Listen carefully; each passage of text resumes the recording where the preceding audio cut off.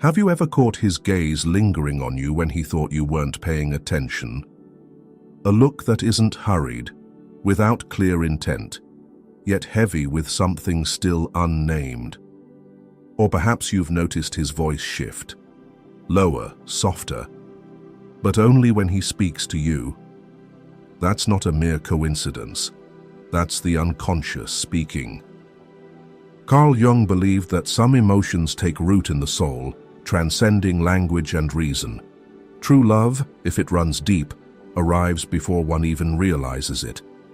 And when it does, you'll notice strange signs, not declarations of love, not grand gestures, but shifts in energy, in glances, in presence.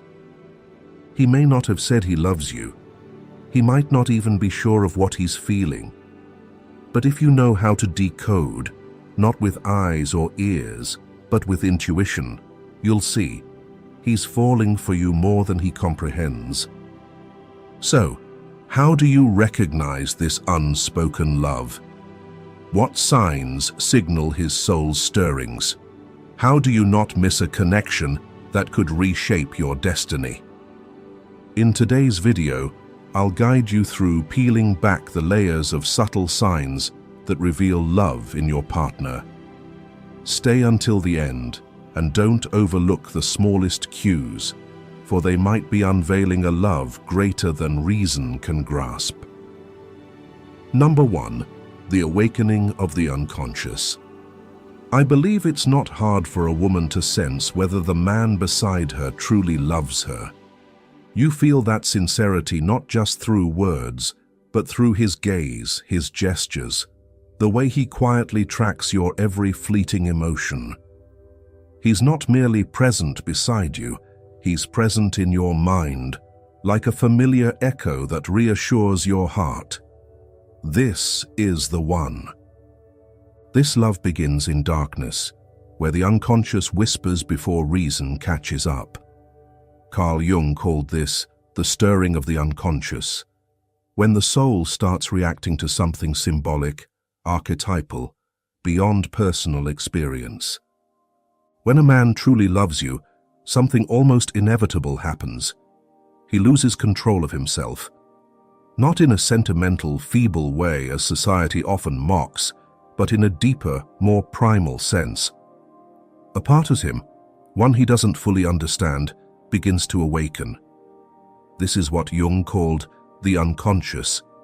Jung believed that love doesn't just spark joy, but also stirs the soul's hidden corners. For a man, true love isn't merely an emotion. It's a collision between his current self and a soul depth he's never explored. A woman he truly loves isn't just a flesh and blood person. She becomes a mysterious figure, sometimes sacred, sometimes haunting, embodying the anima, which Jung described as the personification of all feminine psychological tendencies within a man's unconscious. The anima isn't a specific person, but an inner symbol crystallized from experiences, culture, inherited memories, images of mothers, goddesses, ancient lovers. When a real-world woman touches a man's anima, his soul awakens uncontrollably. This theory explains why love triggers puzzling reactions. When the man who loves you acts unusually, it's often not a sign of indifference, but a response to unconscious impulses pulling him inward. Jung said true love sparks the journey of individuation, a process requiring confrontation with the unconscious and acceptance of both light and shadow within oneself. Love demands courage from him to integrate his whole being. True love doesn't make everything easy. Jung believed love is a transformative process, and transformation is never smooth. There is no coming to consciousness without pain, he once wrote. When a man stands before you, his heart racing because of you, his eyes earnest like a child's, he's beginning to feel the dissolution of his old self. He doesn't love you instantly. but he starts missing you without knowing why. You appear in his dreams, his thoughts, and his unprompted distractions. This isn't an ordinary attraction. In Jungian terms, he's projecting his anima onto you, and you become a living symbol of an unintegrated part of his soul. This is why he might act inconsistently, close, then distant, silent, yet profoundly present. His reason hasn't caught up, but his soul is already moving toward you, and that process is arduous. It forces him to face himself, his fear of intimacy, unhealed wounds, and a deep need for union beyond desire and ego. You'll notice signs like these. He begins to change, flustered, pensive, easily distracted. Jung called this a collision with the shadow of the psyche, ununderstood parts now stirred by the presence of someone symbolically significant. One woman shared that she was always puzzled by the quietness of the man she loved. He didn't say "I love you" often, didn't text daily, but when she was sick, he showed up at her door with medicine. When she was sad, he didn't offer empty platitudes, just sat silently beside her, as if sensing the waves rising within her. Before their relationship began, she thought, "He's just being kind out of politeness, not love." But no.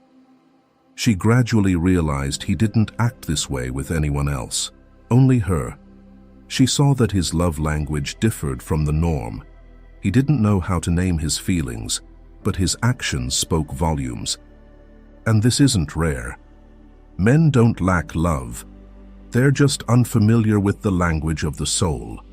While women are often more intuitive, men are bound by a controlling ego, by fears of losing freedom, of being hurt, or simply of not understanding themselves.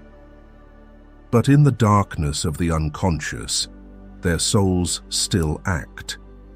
Modern psychology explains this too, suggesting people express affection through 5 basic love languages: words of affirmation, acts of service, gifts, quality time, and physical touch. When a man loves you but hasn't realized it, his unconscious will choose one or more of these as primary channels of expression, not ostentatiously, but naturally, instinctively, consistently. So, take note. If he doesn't love you the way you want, it doesn't mean he doesn't love you. It may simply be that your love languages aren't aligned. Perhaps you crave frequent words of love, but your partner only knows how to show love through actions. The key is recognizing clear signs across all 5 models to understand if the man beside you truly loves you, rather than trying to change him to fit your desired style of love. When you combine the 5 love languages with Jungian psychoanalysis, you see a fascinating interplay. If the anima is the feminine symbol in a man's soul, the 5 love languages are how he unconsciously worships that symbol through behavior. And if the unconscious is where all symbols form, loving actions are how those symbols manifest in real life. If your connection truly touches the deepest layers, you'll notice synchronicity emerging, strange coincidences, feelings of having met before, unconscious actions that align eerily. Jung believed synchronicity isn't random. It's a sign that the unconscious is at work, linking inner and outer worlds through meaningful symbols. For example, you're about to text him and he calls at that exact moment. You hear a song he once sent you, right when you need comfort. You're thinking of him and someone mentions his name. These details are small, but Jung believed they reflect an invisible current operating beneath conscious awareness. What you must understand is this: he isn't trying to love you. He's reacting to you as if you're a missing piece of his being. and that shakes the entire psychological structure he once trusted. This is what Jung called soul recognition, when one person sees in another a reflection of an untouched, authentic part of themselves. He doesn't love you because you're compatible or beautiful. He loves you because something in you touches the most primal part of him that no one else has reached. So, don't seek certainty on the surface. Don't walk away hastily when you don't hear what you want. If you're sensitive enough to see through the mask his reason has crafted, you'll find a soul in flux, calling to you silently. If you're on this journey, where he seems unclear yet all signs point to you, you may be witnessing something rare. One soul recognizing another. From here everything will shift, and love's expressions will rise, not through words, but through the unconscious's most natural responses. Number 2. Signs of love from the unconscious. Carl Jung once said, "People don't have ideas. Ideas have people." The inner world doesn't speak in words. It speaks through reactions, and attention that defies logic is one of the clearest reactions. He isn't trying to impress you. He doesn't need to make a loud entrance. But you'll notice this. He gravitates toward you, not because he has something to say, but because something within him compels him to be present when you are. The first and most telling sign, he remembers the small details others overlook and notices shifts in your mood. For instance, you once mentioned liking the scent of sandalwood, and one day, he gifts you a small candle with that very fragrance. Or you casually brought up a childhood song, and suddenly, during a quiet date at his place, he plays that song you love. He doesn't remember because he's trying to. He remembers because he pays attention to you, and you've begun to occupy a space in his emotional framework. Perhaps the most subtle and reliable sign is his ability to read the emotions hidden beneath your mask without you signaling them. You might still be smiling, talking as usual, but he, among everyone else, is the one who asks, "Are you okay?" Or, "Is something bothering you?" He senses it because he's tuned into the frequency of your emotions, detecting when they're slightly off. According to Jung, true affection pierces through the mask the ego constructs, meaning he may not be skilled at expressing emotions, but his unconscious reacts when you're not okay. Not because he's the most perceptive person, but because you've become part of his emotional nervous system, even if he hasn't voiced it. This is when you need to pause and look closer. If he sees you when no one else does, if he remembers things you never expected anyone to recall, and if he touches the sadness you hide with just a glance, you're witnessing something beyond the realm of consciousness. That's the soul speaking, quietly but unmistakably. If attention is the soul's first confession, then an energy shift is its deepest response, when emotions move beyond glances and memory, starting to shake his inner world. It doesn't manifest as him openly declaring his love or through romantic gestures. But if you're observant, you'll notice.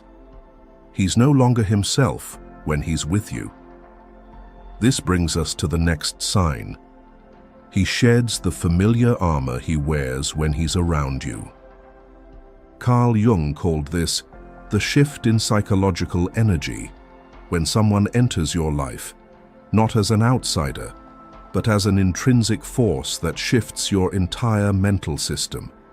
In this case, you're creating a ripple in that system, within him, and this ripple isn't loud. It quietly dismantles the defensive barriers he once believed no one could touch. He becomes more vulnerable around you. not because you hurt him, but because you create a safe space where he no longer needs to hide himself.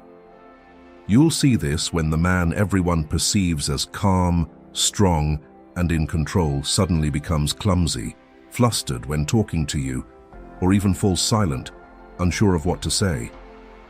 But that silence isn't uncomfortable. It's deep.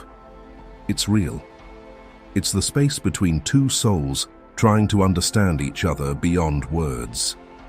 One woman shared, "I don't know why he opened up to me about things he never told anyone, not even his closest friends, his fear of failure, his parents, the first time he felt weak. I didn't ask anything. I just sat there." And he kept talking. That's when his energy shifted, no longer the guarded self, but the real person with real emotions. According to Jung, we're only truly healed when we allow the ego to dissolve in the space of authentic connection. If your presence makes him flustered, more fragile, more swept away by emotions, that's not a sign of weakness. It's a signal of a soul opening up. Because true love doesn't make us perfect. It makes us raw. Not only does his armor fall, but you also pull him out of his comfort zone. This is one of the deepest signs that his inner world has changed. A man accustomed to discipline, plans, and self-imposed boundaries begins to react illogically around you. He expresses emotions, even if he doesn't know how to articulate them correctly, or he simply lets you see him in an imperfect state. That's not easy for anyone, especially someone who sees himself as strong. Jung wrote, "If one does not understand a person, one tends to regard him as a fool. When a man dares to let you see his most vulnerable side, it's not just a sign he trusts you. It's proof that your presence has sparked a transformation. And what matters is how you interpret that change. Because a man's authenticity is often mistaken for weakness. After the unconscious reveals itself through glances and uncontrollable energy shifts, the next profound change is a shift in his inner structure. This brings us to the third sign. You become the center of his life. It's not expressed through words like, "You're important to me," but you'll notice his tightly packed work schedule suddenly has room for you. A man who once prioritized his career, personal goals, and a private life with no intrusions now starts mentioning you in small decisions. It's not because he's trying to please you.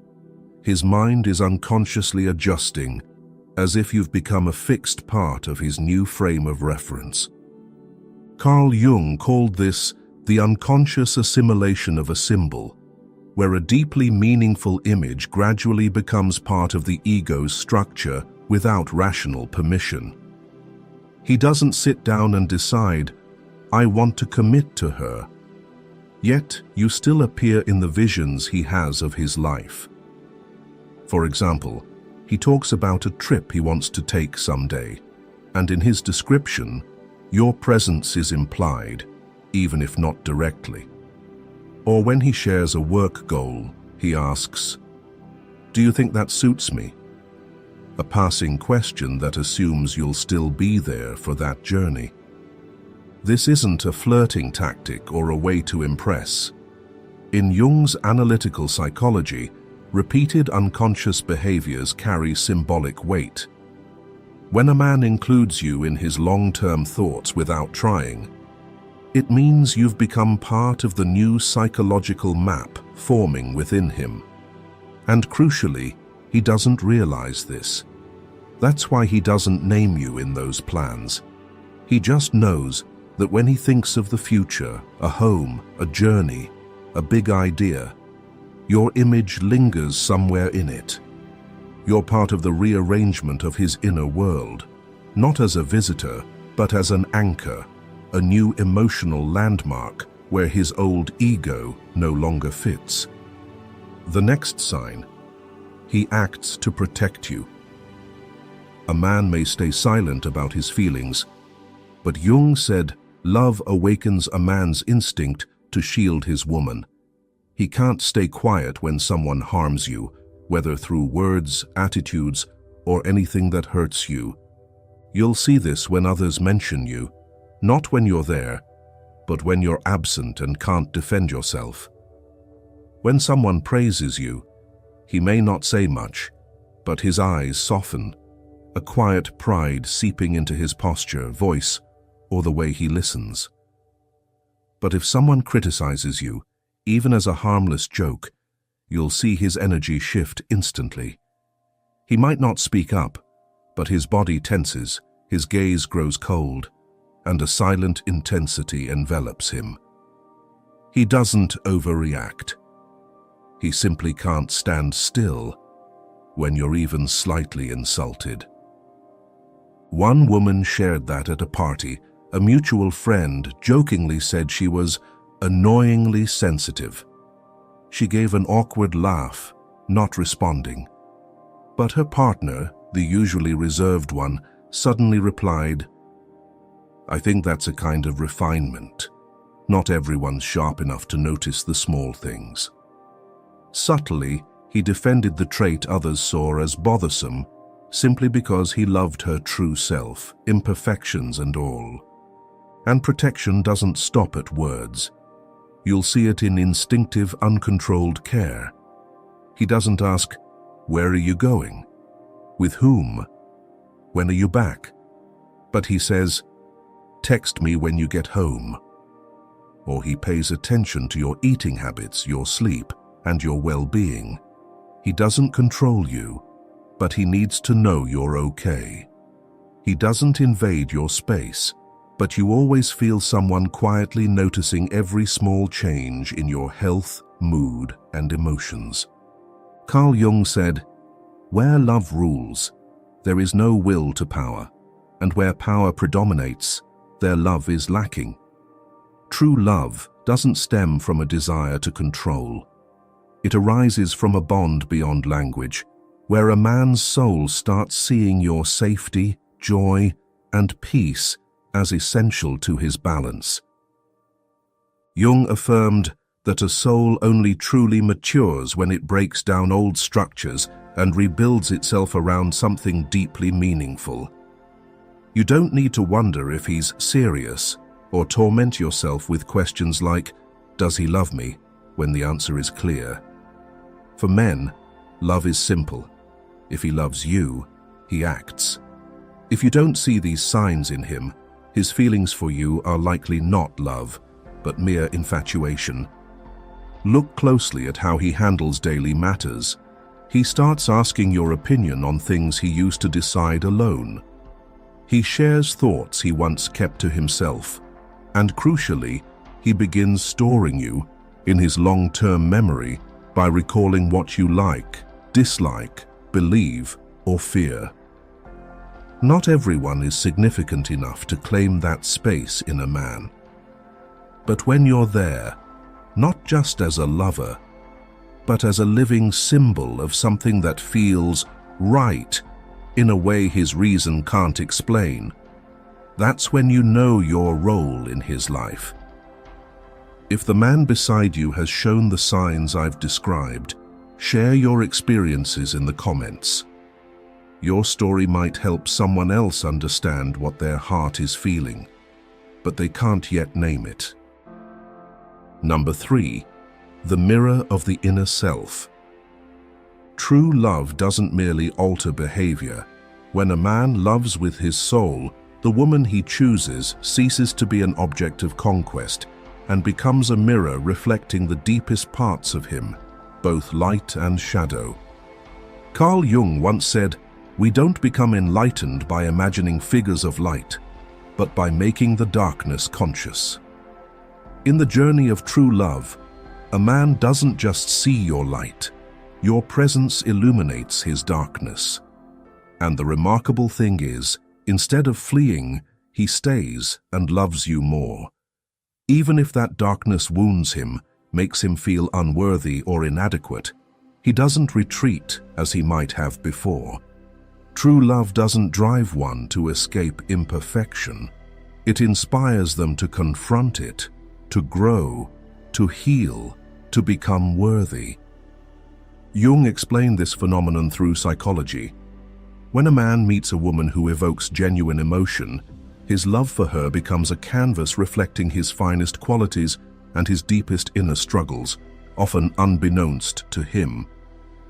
Projection is a natural psychological function, but it requires emotional maturity to recognize and integrate.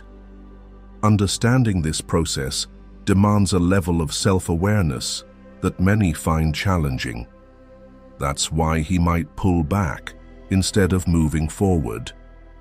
His instinct may be to retreat as a way to manage the intensity of his emotions. Initially, this projection feels magical. He places you on a pedestal, seeing you as extraordinary, perfect. But as the relationship evolves and your true nature emerges, the illusion fades. He realizes you're a real person, not a flawless archetype. This reveals his undeveloped aspects: chaos, impulsiveness, neediness, fragility. He doesn't just see you, he sees parts of himself he's never accepted. At this moment, the shadow rises. The shadow is a moral problem that challenges the whole ego personality, Jung wrote. The shadow isn't just the bad in us. It's anything we've rejected, judged, or pushed out of consciousness because it felt unfit for the ideal self we aspire to be. And the daunting truth is, true love brings both the anima and the shadow into view simultaneously. A man who loves you deeply will not only see your light, but also his unfinished parts. And that terrifies him. Not because he fears you, but because he fears himself. Fears letting go of the strong mask, losing control, or becoming dependent on a love that makes him feel unlike himself, as he once defined it. So how do the anima and the shadow connect? The anima, as Jung described, isn't just a dream of perfect love. It's the path back to the forgotten emotions within a man. The shadow, far from a destroyer, is the guardian of truth's gate. Love activates the anima, illuminates the shadow, and thus begins an inner battle within the man, between the ego and transformation. Notice this: a man awakening through love doesn't always act perfectly. He may still falter, hesitate, or make mistakes, but you'll feel something unmistakable, an unprecedented sincerity. He begins to apologize not out of fear of losing you, but because his conscience compels him. He stops striving for perfection and starts striving for authenticity. He doesn't fear your anger. He feels pain when you're hurt. This isn't the instinct of a lover, but the instinct of a soul. When hearts connect, any separation becomes unbearable. When a man lets you into a space no one else has entered, when he tells you about the father who made him fear failure, the mother who made him hide his emotions, or the inner child still yearning for embrace, you're not just hearing a story, you're witnessing a soul shedding its final armor. The most precious thing here isn't what he says, but the unspoken courage his actions reveal. I let you see me, raw, defenseless, without a role. In Jung's framework, this is the clearest sign of true love. Surrender without resistance to a profound connection. We often mistake love for affirmations, romantic gestures, or clear promises. But in the depths of the soul, where Jung devoted his life to exploring, love isn't loud. It manifests in the softening of the ego, the yielding of the mind, the quiet shift in how a man exists. He may not know why he feels peace beside you, but he stays. He may not know why he wants to listen to you endlessly, but he does. That's an unmistakable sign. If you resonate with what I've shared, leave a sign in the comments. Your companionship means so much to me. And the most crucial thing to remember, this transformation cannot be forced or controlled. It's an unconscious process, a spiritual current only the sensitive can perceive. But if you see it, if you feel this change not with your eyes but with your heart, don't doubt it. You're not imagining it. You're standing before the awakening of a soul learning to love truly. And that love, when nurtured with silence, sincerity, and non-judgment, will help him grow, not just as a man, but as a whole, complete human, stepping into the light from his darkness. Number 4. Individuation and emotional transformation. Carl Jung didn't see love as merely an emotion. He viewed it as a mechanism that triggers transformation within the soul. When a man truly begins to love you, not with the desiring ego, but with his deepest essence, he doesn't just change how he treats you. He changes how he treats himself. That's a sign that individuation has begun. What is individuation? Jung defined it as the journey where one transcends patterns, instincts, and social roles to become their true self, unfragmented, unconditioned. It's not a superficial improvement, but a convergence of the ego and the self, where the whole person is reunited from parts once denied, hidden, or forgotten. True love, if deep enough, can be the most powerful catalyst for this journey. You'll see this when he starts conflicting with himself. What once felt sufficient, his work, goals, and lifestyle, suddenly feel incomplete. He doesn't know why. But since you entered his life, an inner call makes him question himself. Not because you demand it, but because you mirror the authentic part of him he'd forgotten. For example, he once had a clear, ideal woman type, independent, strong, and unattached. He prided himself on avoiding emotional complications. But with you, empathetic, profound, sometimes vulnerable and unapologetic about it, he feels shaken. What once made him feel free now leaves him empty. He may not say it, but you'll notice his gaze shift when you speak of loneliness or fear of hurt. He grows quieter, argues less. One day, he admits he's questioning freedom.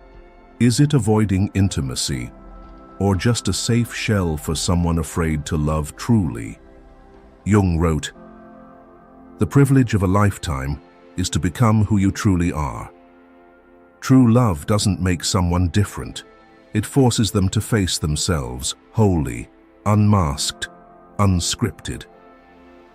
If your presence makes him dare to confront his shadow, the traits he's rejected or never known, you're witnessing a collision between ego and unconscious, a first turning point in individuation.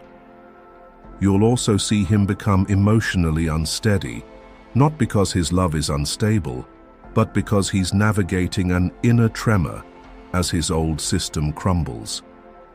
He's more emotional, more conflicted, sometimes retreating, sometimes returning. But through it all, one thing remains. He can't live the old way anymore. You've sparked a question he's never asked. Who am I when I'm not living by patterns? A deeper sign, he begins reconciling with himself. From hating his past, he speaks of it with a calmer tone.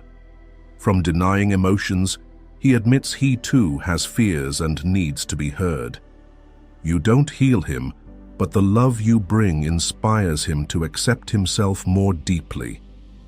That's the convergence of ego and self in Jungian psychology. Individuation doesn't make him perfect. It makes him real and raw. He may grow quieter, sometimes distant, not from withdrawal, but from processing a transformation his mind can't explain with ordinary logic. If you're sensitive enough not to impose demands or force commitments, but simply stand as a witness, you'll see, bit by bit, he's becoming himself, not to keep you, but to be worthy of the love you've awakened in him. Jung said, "We meet ourselves time and again in 1,000 disguises on the path of life. But in rare moments, love itself strips away those disguises. If the love you offer makes him pause, turn inward, confront, break, and rebirth.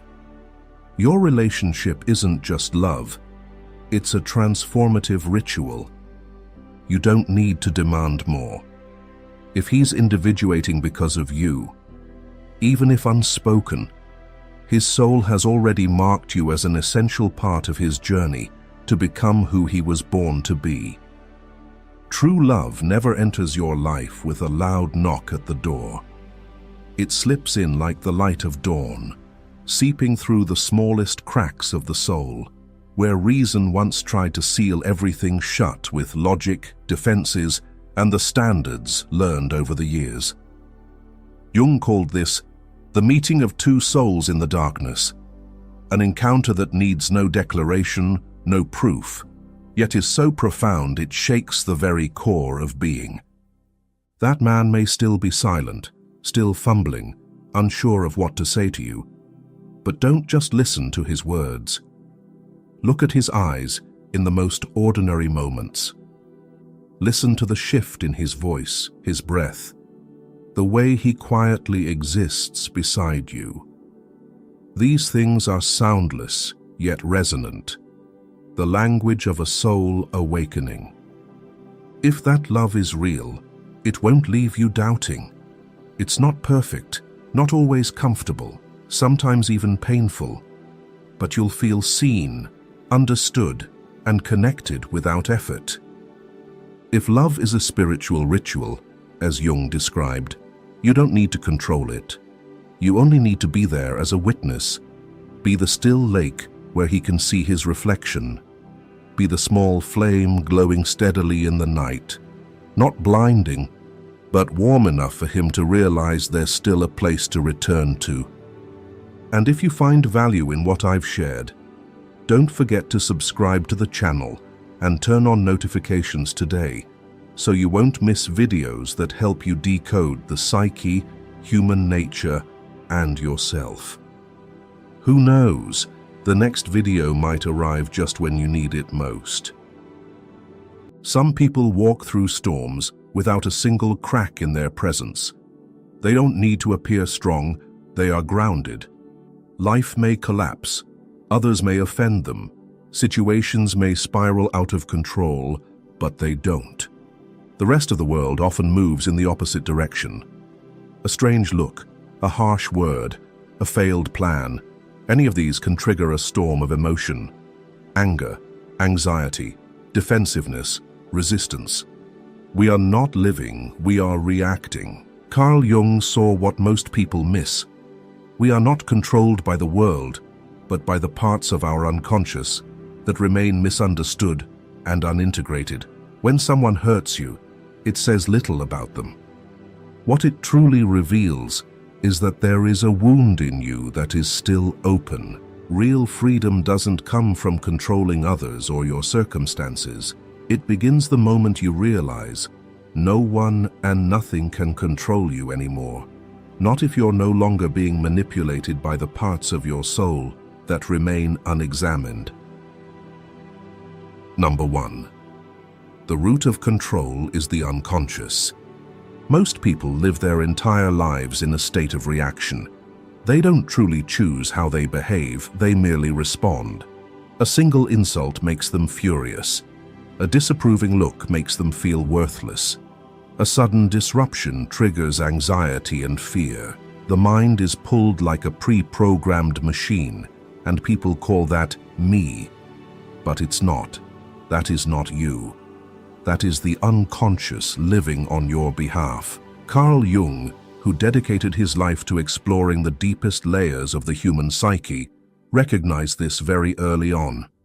He said, "Until you make the unconscious conscious, It will direct your life, and you will call it fate. This means that much of what we believe to be our personality is just a set of reactive patterns, emotional loops embedded in the subconscious, shaped by unresolved experiences, unhealed wounds, and inner images we've rejected or never acknowledged. The outer world does not truly hurt you. It only activates the parts within you that have yet to be brought to light. A person feels hurt and enraged, not because the words spoken were too cruel, but because some part of them believes it might be true. Someone feels wounded by being ignored, not because the action was too harsh, but because deep down they still crave validation. A person crumbles after failure, not because failure is unbearable, but because they have tied their self-worth to outcomes. In other words, the world does not control you. Only the unhealed parts inside you make you vulnerable. This is what Jung called the shadow unconscious part of the psyche that contains everything you don't want to look at: shame, fear, repressed desires, and the emotions you were taught you're not allowed to feel. The shadow doesn't disappear just because you ignore it. It lives in your dreams, in your impulsive behaviors, and in the way you react to others. The more you deny it, the more it controls you from behind the scenes, and when you don't know what's driving you, you mistake it for destiny, for fate, for something beyond your control. The shadow operates quietly but powerfully. It makes you angry without knowing why. It makes you envious, insecure, and desperate for recognition beneath the surface. It leads you to surrender your power to the external world, to people you believe can either validate your worth or diminish it. This is one of the deepest forms of dependency, emotional dependency. And the most alarming part, it is almost entirely unconscious. But Jung didn't point this out to leave us in despair. He offered a solution: make the unconscious conscious. That means beginning to look at your reactions not as flaws to suppress, but as clues that lead back to the rejected shadows within you. For example, if you feel hurt when someone doesn't value you, ask yourself, why does this matter so much to me? Is it because you're living through the worth others assign you? Is it because you felt invisible as a child? Is it because you've never defined your intrinsic value? Or when you feel a surge of anger from an insult, pause and ask, why am I reacting this strongly? What part of me feels threatened? Chances are, the words have touched a hidden fear that you're not good enough, that you're vulnerable, that you're still trying to prove something, to cover an inner sense of incompleteness. Every emotional reaction is a map leading to your unconscious. The average person avoids it, blames the world. The one who is awakening pauses not to suppress, but to observe. Observation is the first act of freedom. And here's the paradox. When you stop reacting unconsciously, the world no longer has power over you. Not because the world has changed, but because you no longer give it control over your inner state. Jung once wrote, "Everything that irritates us about others can lead us to an understanding of ourselves. The people who frustrate you most, the situations that make you feel out of control, the emotions you resist the most, are the doors into the deepest parts of your soul." If you truly want to stop being manipulated by anyone or any circumstance, you must be willing to go into that inner terrain. You must dare to step into your shadow, not to eliminate it, but to understand, love, and integrate it. This is the beginning of the individuation process psychological journey that Jung regarded as the highest aim of inner life. Not to become perfect, but to become whole. Not to erase the shadow, but to live with it consciously. To weave it into your being. One day, When you observe your reactions without being consumed by them, when you see your fear without letting it lead, when you hear an insult and no longer feel shaken when you know you are no longer being controlled.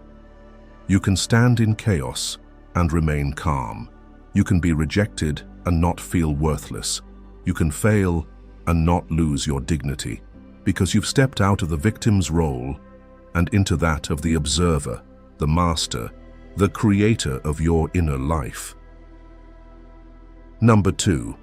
The shadow and unconscious reactions. In Carl Jung's analytical psychology, the shadow is not something evil or negative as people often assume. It is an essential part of the human psyche, the unconscious container of everything the ego cannot or does not want to acknowledge. This includes emotions deemed inappropriate, repressed memories, denied desires, and even untapped potential. Jung wrote, "The shadow is a moral problem that challenges the whole ego personality. For no one can become conscious of the shadow without considerable moral effort." The shadow is not simply a repository for negative things.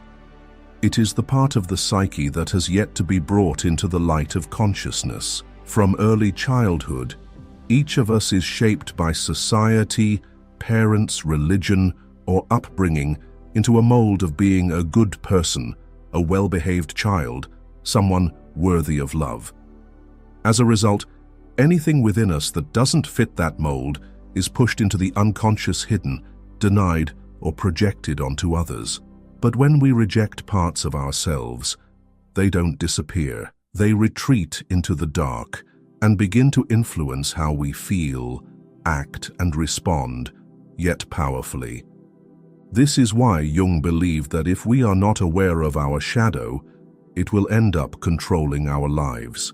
One of the clearest ways to recognize when the shadow is at work is to observe strong emotional reactions. Emotions, especially intense, sudden, or seemingly irrational responses, are never random. They are direct signals from the unconscious, pointing toward what has yet to be integrated. Take a simple example. Someone insults you, saying you're worthless or not good enough. If you respond with rage, deep hurt, or even emotional collapse, the reaction doesn't stem from the words themselves, but from an existing wound inside you. Maybe you were belittled growing up, constantly compared, or endlessly trying to prove your worth. That comment is simply the key that unlocks the door to unhealed pain. Your reaction isn't wrong, but it does show you. The real issue lies within, not outside. This is the core of shadow, the journey of facing and working with your inner shadow, not to eliminate it, but to integrate it consciously into your being. It is the courageous process of confronting the parts of ourselves we once despised, denied, or feared. It's asking, why did I react like that? What part of me was touched? What deeper feeling is this reaction masking? When you can answer these questions, you don't just understand yourself better, you reclaim your power. Most people don't do this. They blame others. He was too rude. She disrespected me. The world is unfair. But in truth, the same situation might not provoke the same reaction in someone else. Some might ignore it. Some might laugh. Some might not be affected at all. This clearly shows the reaction doesn't lie in the event, it lies in the person. The world is just a mirror. It reflects the parts of us that haven't been integrated. Because reactions happen unconsciously, if we don't observe them, we fall into a cycle. Every time an emotional button is pushed, we react as if programmed. Each time, the shadow gains more control. This is why someone who is an adult in age may still behave like a wounded child, because the shadow is often formed in early life, when we couldn't yet understand or integrate our emotions, and unless there's a mature, conscious effort to intervene, that shadow keeps running much of our lives. Shadow work is not easy. Jung called it a moral problem because it requires us to confront what's uncomfortable.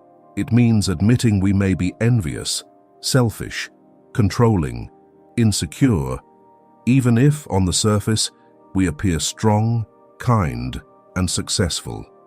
But the moment we're brave enough to admit those parts, they stop pulling our strings from the dark.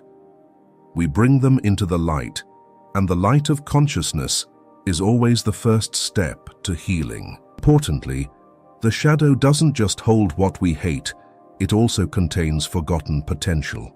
Maybe you were told you weren't smart enough, not creative enough, not worthy of love, or shouldn't dream too big. These beliefs too live in the shadow. And when you work with them, you begin to reclaim power that was buried long ago. Shadow work isn't just about facing fear, it's about restoring lost energy and reconnecting with your most authentic self. When you begin to observe your reactions with honesty and awareness, you start to realize no one can truly insult you unless you already carry self-doubt within. No one can truly hurt you unless you still define your worth through their eyes. And no one can control your emotions unless you unconsciously give them that power. The shadow is not your enemy. It is simply the part of you you've never looked at directly. And because you haven't, it's been able to manipulate you from within. But when you are brave enough to work with your shadow, you don't become a better person. You become a whole person, a complete human being, no longer driven by unconscious reactions, but responding from a place of awareness, peace, and conscious choice. Number 3, the illusion of control and the path to inner freedom. One of the most persistent and widespread illusions humans carry is the belief that if we can control enough of the outside circumstances, people, outcomes, then we'll be safe, happy, and free from suffering. It's a subtle illusion, because on the surface, it seems reasonable. If people treat us kindly, if things go according to plan, if life aligns with our wishes, of course, we'll feel more at ease. But Jung, like many great psychological and spiritual teachers, revealed the raw truth behind that illusion. The more we try to control, the more powerless we feel. The more we attempt to manipulate the external world to feel okay inside, the more we end up tense, conflicted, and emotionally fragile. The problem doesn't lie in the effort, but in what we're trying to control. You cannot control what others think of you. You cannot ensure that everything will always go your way. You cannot force life to be fair by your ego's definition. But there is one thing, and only one thing, that you always have power over: how you perceive and respond to everything that happens. That is the true domain of freedom. Not the freedom to bend the world to your will, but the freedom to stop being pulled into self-destructive reactions. And here is the beautiful paradox. When you stop trying to control everything, you don't become weak, you become invulnerable. Powerlessness in the face of the external world is no longer a threat because you've reclaimed mastery over your inner world. The imperfections of others no longer cause you to erupt in anger or pain because you're no longer attached to the need to be treated the right way. When you stop reacting unconsciously, you also stop being controlled by people or by circumstances. That doesn't mean you become numb or indifferent. On the contrary, you become more emotionally sensitive in a mature way. You can feel emotions without being consumed by them. You begin to see clearly that an insult is a neutral event that only holds weight if you assign it meaning. You realize that failure doesn't diminish your worth unless you've tied your identity to achievement, and you understand that a crisis in the outer world doesn't steal your peace if your inner world is no longer in chaos. Jung emphasized that the ego constantly seeks to control to preserve a false sense of stability. It wants everything to follow the script it's familiar with. But life, with its symbolic and unconscious nature, does not operate in a straight line. It moves in cycles of transformation. Every disruption is an opportunity to evolve.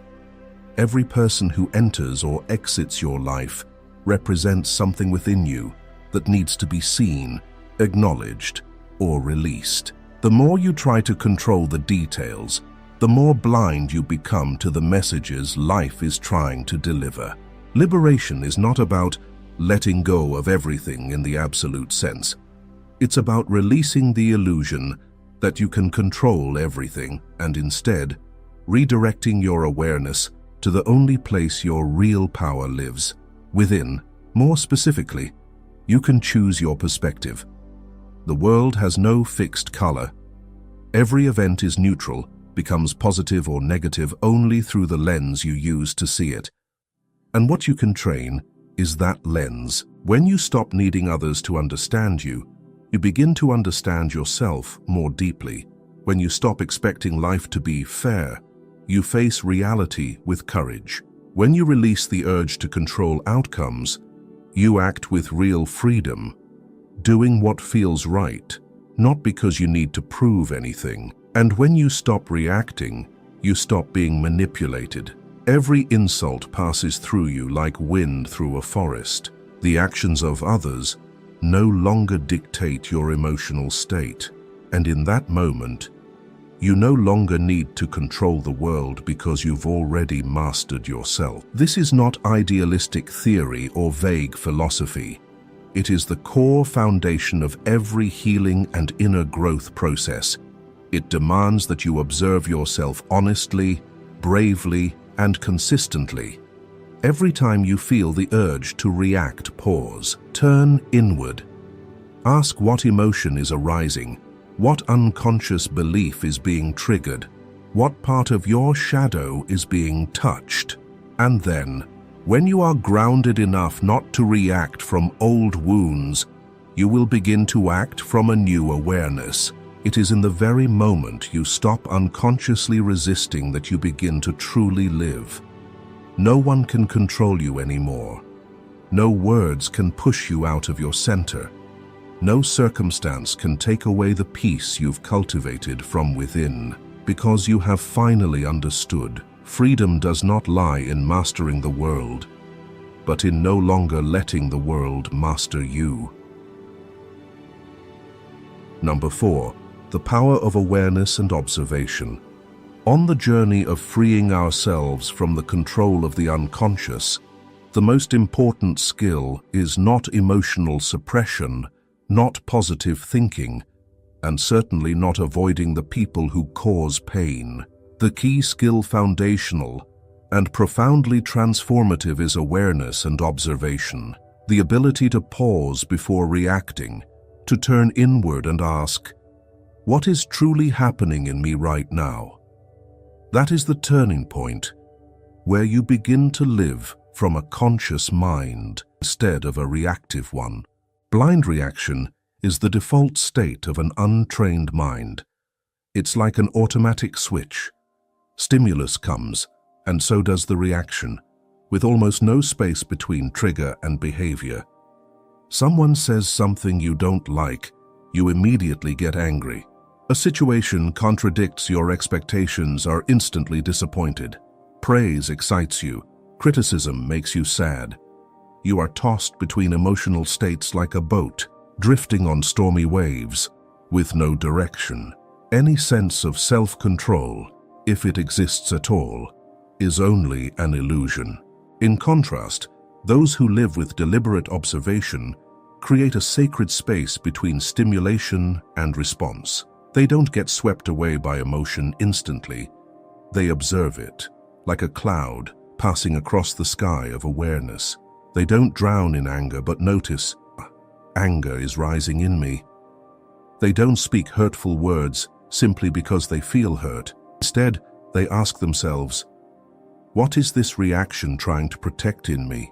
That presence of awareness in the emotional moment is the boundary between a mind under control and a mind in control. Carl Jung once likened the psyche to a structured being, with consciousness at the center and unconscious layers surrounding it like a vast ocean. In this structure, if you never learn to observe, you will always live from the deeper layers of the unconscious, where shadows, fears, and old patterns dictate behavior without your awareness.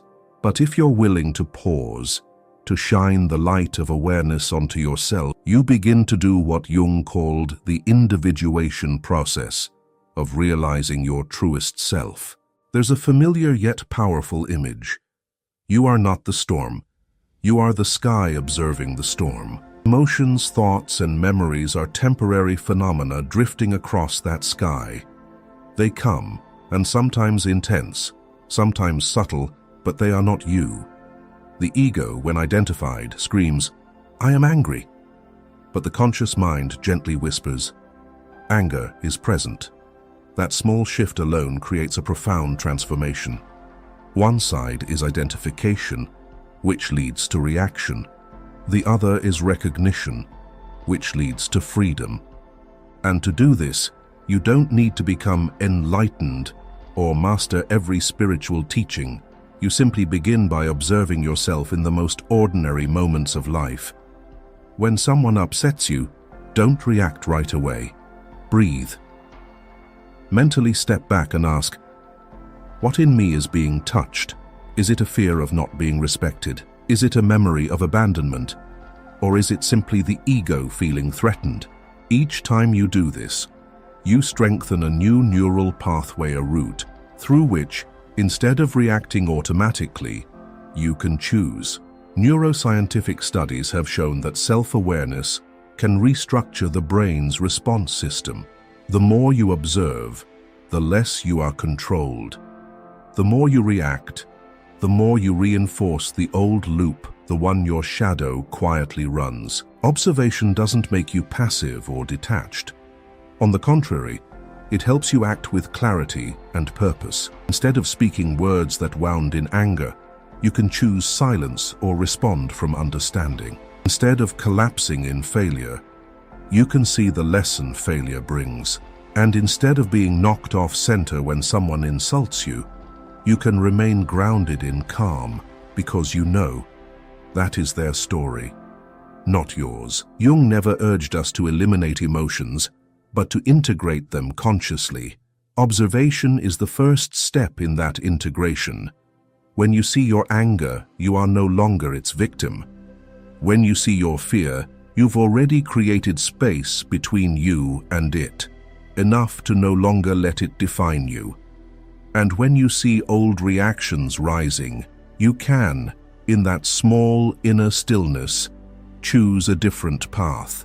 That is true freedom, not the ability to control the world, but the ability to no longer be pulled by the unconscious within you. Number 5. Practice and application. We've talked at length about awareness, observation, and the shadow. But if we stop at understanding alone, transformation won't happen. Awareness is the beginning, but intentional action is the path. Jung didn't write a theory to lead us into a maze of concepts. He offered a psychological map to guide us into real inner work. And on that path, practice is the key that moves you from being controlled to being in control. To stop being a puppet of your emotions, you need 3 solid pillars of practice: mindfulness, cognitive reframing, and conscious emotional contact. These aren't substitutes for one another. They work together, supporting your step-by-step shift from identifying with the fragile ego to building a stable inner foundation. 1. Mindfulness, returning to the present moment to stop being pulled away. Mindfulness is not some advanced technique reserved for monks or meditation masters. It is a simple yet profoundly powerful ability to remain fully present with the current moment without judgment. The goal of mindfulness is not to eliminate negative emotions but to recognize when emotions begin to arise before they sweep you away. For example, you're working and the project deadline is approaching. A colleague casually throws out a dismissive remark. If you keep doing it that way, it'll probably be late again. If you're not conscious in that moment, your immediate reaction might be anger, silent resentment that lasts the whole day, or a rushed attempt to defend your ego. But if you're mindful, you'll feel the anger rising like a wave, and you'll simply observe. You'll notice, anger is arriving. My heart is beating faster. My chest feels hot. And then you don't need to act right away. You pause. That pause is what changes everything. When you don't react instantly, you regain your power. You can choose to stay silent, smile, calmly ask for clarification, or even walk away. You act from inner freedom, not from a wound. To cultivate mindfulness, you don't need to begin with long meditation sessions. Start with very simple things. Brush your teeth with awareness, eat and only eat, and walk and truly feel each step. And while in conversation, let part of your mind gently observe yourself. Am I tensing up or relaxing? Am I listening or am I preparing to argue? Every time you catch yourself falling into reaction, that is a small victory for consciousness. 2. Cognitive reframing. Don't change the event. You change the way you see it. It's not the event itself that causes us suffering, but how we think about it. This is not a slogan. It's the foundational principle of modern cognitive awareness. And Jung, with his famous quote, "It all depends on how we look at things, and not how they are in themselves," laid the groundwork for this understanding long ago. A real-life example. You're rejected after a job interview. The egoic mind immediately spins a story. I'm not good enough. They didn't value me. I'm a failure. These thoughts generate prolonged negative emotions, disappointment, insecurity, and anxiety. But if you apply cognitive reframing, you can pause and ask, is there another way to look at this? Maybe this role wasn't aligned with my strengths. Maybe it's a chance to better prepare for next time. Or simply, maybe life is clearing out what's not right to make room for something better. When you change the story, you change the emotion. And when you change the emotion, you change the next action. Instead of spiraling downward, you learn. Instead of withdrawing, you prepare. The point isn't to sugarcoat reality. It's to choose a perspective that nourishes you, instead of harming you from within. Cognitive reframing is a practice you can apply daily. When someone irritates you, instead of labeling them as toxic, ask, what part of me are they reflecting? When you feel like you're not enough, ask, is this a fact or just an old belief I've never questioned? Every powerful question is a step back from identifying with the wounded ego. 3.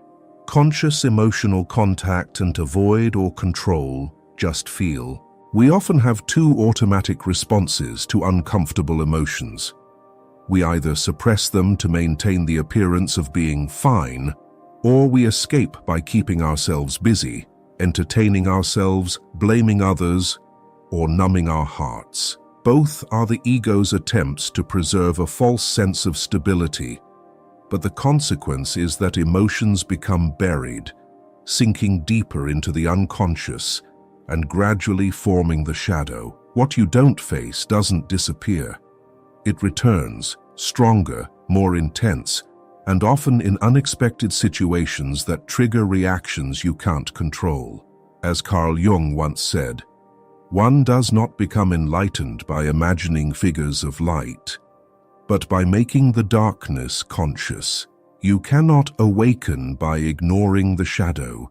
You must pass through it, stepping into it with the light of awareness. Conscious engagement with emotion means that instead of avoiding or trying to control it, you choose to stay present with it, like a companion. It is a deeply courageous act. To sit with anger, with sadness, with jealousy, with pain, without trying to rationalize it, without needing someone to be at fault, and without rushing to fix it. You simply feel. Honestly, simply, and fully awake. For example, if you feel anxious before an important conversation, instead of tensing up to stay calm or trying to mentally escape, pause, find a quiet space, close your eyes, and bring your attention fully into your body. Ask, where is this emotion located? Is it in your throat, tightening up? Is it in your chest, with a pounding heart? Is it a knot in your lower abdomen? Does it feel hot, tight, or is it pushing you away from the present moment? At this point, you don't need to analyze what caused it. You just need to do the one thing most of us were never taught. Be present with your emotions. Imagine the emotion as a frightened child, and you are the only adult calm enough to sit beside it. You don't demand it be quiet. You don't pretend it isn't there. You simply look at it, place a hand on its shoulder and say, I'm here. That is the deepest form of healing contact. When you stop trying to eliminate emotions, they stop controlling you. Emotions are not the enemy. It's our effort to avoid or force them that causes suffering. In reality, a natural emotion has a very short lifespan, just a few minutes, sometimes only seconds, if you allow yourself to fully feel it. But because we fight it, we turn it into wounds that last for years. Emotion is energy, and energy always seeks to move. When you open the door and let it pass, it flows like a wave, and after that wave, you'll arrive at a stillness. Not the stillness of emptiness, but the stillness of having understood yourself a little more deeply. Consciously engaging with your emotions is a vital step in the journey of integrating the shadow. When you can sit with yourself in your most vulnerable states, you no longer fear yourself. And once you no longer fear yourself, you no longer fear the world. The power of disidentifying from the fragile ego. You are not the story. You are the one writing it. All the tools mentioned above ultimately lead to one common destination: detachment from identification with the fragile ego. The ego is the part of us that always wants to be right, to be acknowledged, to be in control.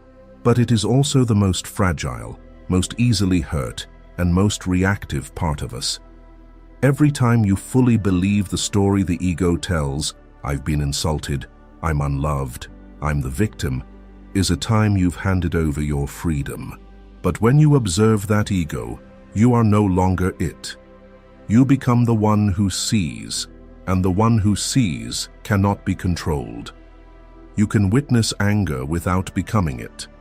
You can feel hurt without letting it dictate how you love, speak, or act. Imagine you are sitting in a movie theater.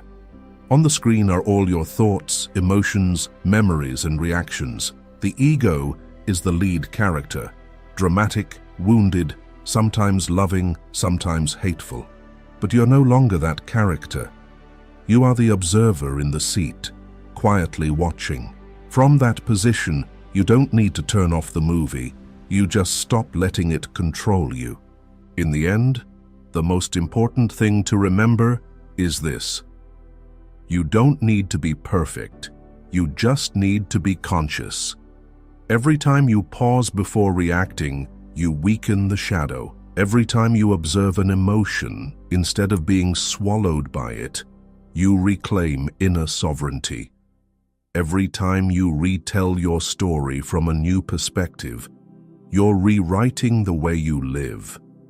You are no longer a puppet of your emotions. You are the one steering your response.